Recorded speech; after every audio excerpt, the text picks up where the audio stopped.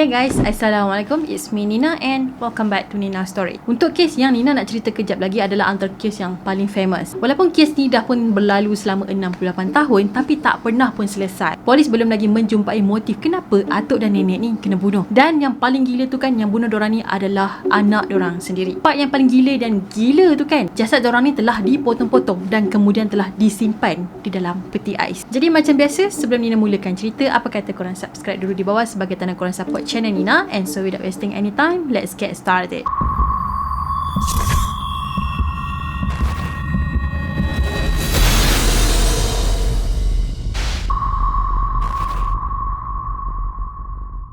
Jadi mangsa dalam kes ni merupakan sepasang suami isteri yang bernama Fred dan juga Edwina, dan diorang ni tinggal di Houston. Pada 23 Jun 1965, polis ni telah dapat call daripada seorang lelaki yang bernama Marvin Martin. So dalam call tadi ni, dia minta polis untuk pergi cek keadaan mak dan ayah saudara dia yang berada dekat rumah diorang. Sebabnya dia dah mula risau, sebabnya dia kata dia dah banyak hari tak dengar khabar diorang ni. Dia dah cuba call diorang berdua banyak kali tapi panggilan tu tak pernah dijawab. So dia risaulah kalau apa-apa terjadi dekat diorang. Yelah, diorang ni kan dah tua. Fred pada masa tu dah berusia 81 tahun, manakala isteri dia pula berusia 79 tahun. Dekat rumah Fred dan Edwina ni, diorang tinggal bersama-sama dengan anak tunggal diorang yang bernama Charles. So Charles ni adalah satu-satunya anak lelaki diorang dan dia ni sangatlah pandai. Dia pernah berkhidmat dengan tentera yang mana dia bekerja sebagai juruterbang semasa Perang Dunia yang Kedua. Dia juga ada degree dalam nuklear fizik dan pernah bekerja sebagai seismologi di Shell Oil sebelum dia berhenti. So Charles ni jenis yang tak suka bergaul dengan orang sekeliling, dengan jiran-jiran, dan dia ni suka buat hal dia sendiri. So tak pelik lah kalau ada jiran-jiran dia ni yang tak berapa kenal Charles. Lagipun tak ada siapa pun yang tahu ataupun pasti sama ada Charles ni bekerja ataupun tak. Sebab apa? Sebabnya dia ni terlalu misteri, terlalu banyak rahsia. Lepas tu hubungan Charles dengan mak ayah dia macam tak berapa rapat. Diorang memang jarang sangat berborak macam family yang lain. So diorang ni hanya communicate melalui nota yang ditinggalkan di bawah pintu bilik Charles je. So kalau mak dia nak cakap apa-apa, diorang akan tulis nota and then diorang selip bawah pintu dia. So itu adalah cara satu-satunya yang diorang communicate dengan anak diorang. Okey, berbalik pula kepada cerita polis dapat call tadi. Lepas dah dapat call tadi, dua orang polis bernama Barta dan juga Charles juga telah pergi ke rumah diorang ni untuk cek. Masa diorang sampai dekat rumah Fred dan juga Edwina ni, memang sunyi sepi macam tak ada orang. Diorang pun cubalah panggil berkali-kali tapi tak ada siapa yang jawab. So polis pun pergilah ke belakang rumah untuk cuba masuk dari situ pula. Jadi sebelum diorang nak masuk tu kan, diorang ni sempatlah mengintai dekat tingkap melalui dapur tu kan. So diorang nampak apa yang ada dalam rumah. Tapi dalam rumah tu macam okey je, tak ada apa-apa yang mencurigakan. Lepas polis tadi berjaya buka pintu, diorang berdua pun masuk. Barta tadi telah naik ke tingkat atas, manakala Charles ni menuju ke dapur. Lepas diorang dah cek semua ruang dekat dalam rumah tadi ni kan, diorang tak jumpa pun couple tadi. So masa Charles ni tengah cek dekat dapur kan, dia macam tiba-tiba terdetik hati tahu nak buka peti ais. Jadi bila dia buka je peti ais tu, dia nampak ada stok daging yang sangat banyak. Awal tu dia ingat daging-daging tadi ni adalah daging babi. So Charles ni macam pelik sikit lah kan, kenapa nak simpan stok daging yang banyak sedangkan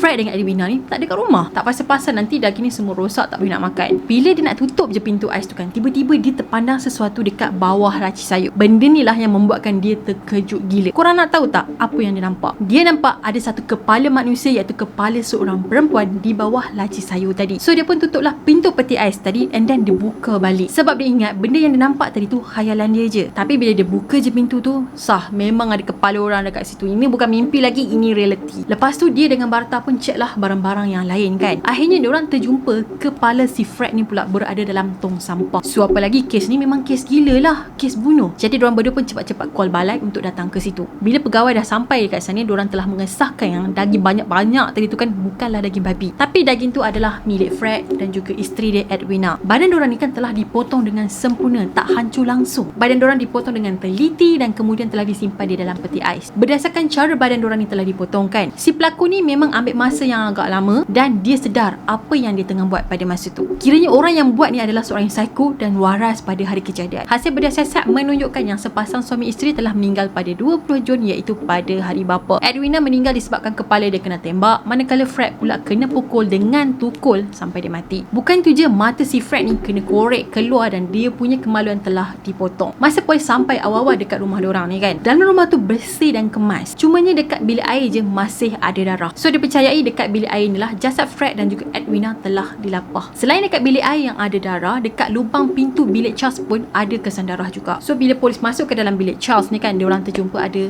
gergaji tangan. Satu je yang menjadi tanda tanya pihak polis, ke manakah anak dorang? Cuma dia je satu-satunya saksi yang boleh membantu siasatan ni. Pada masa yang sama, sebenarnya polis dah syak ada sesuatu yang tak kena dengan Charles. Dari apa yang diorang tahu, hubungan Charles dengan mak ayah dia memang tak berapa baiklah. Diorang memang tak ngam. So diorang pun rasa kemungkinan besar Charles adalah suspek utama dalam kes ni. Kemudian polis pun melancarkan operasi mencari Charles ni secara besar-besaran. Polis cari dia di merata-rata tempat, sampai ke airport pun polis pergi cek nak tengok rekod. Kok-kok lah dia dah lari keluar kan, pergi negara mana-mana tinggal untuk selamatkan diri dia. Tapi tak ada apa-apa maklumat langsung. Disebabkan bukti yang sikit, lepas tu Charles ni pula hilang. So polis pun buat kesimpulan yang Charles adalah pembunuhnya. Kemudian pada tahun 1975, Charles pun telah diisytiharkan meninggal dunia. So mesti korang tertanya-tanyakan, kenapa dia bunuh mak ayah dia sendiri? Ada satu teori ni yang mana ramai orang percaya Charles bunuh mak ayah dia disebabkan dendam. Dikatakan masa kecil-kecil dulu ni kan, dia selalulah kena pukul mak dan ayah dia, terutama ayahnya lah. Ayah dia lah yang selalu cari pasal dengan dia. Orang syak ayah dia yang lebih banyak pukul Charles berbanding mak dia, disebabkan keadaan mayat ayah dia yang masa diorang jumpa tu kan, dengan mata kena korek, lepas tu kemaluan pun kena potong. Lepas tu bila Charles ni dah kerja kan, mak ayah dia selalu menggunakan duit dia. Lepas tu nak buat pinjaman pun guna atas nama dia, hingga membuatkan Charles ni macam dia tak puas hati lah, macam seolah-olah dia ni dipergunakan. So bagi menamatkan kesengsaraan, dia pun telah membunuh mak dan ayah dia sendiri. So dikatakan lepas dia dah bunuh parents dia, dia telah pun melarikan diri ke Mexico and then telah mati dekat sana selepas beberapa tahun.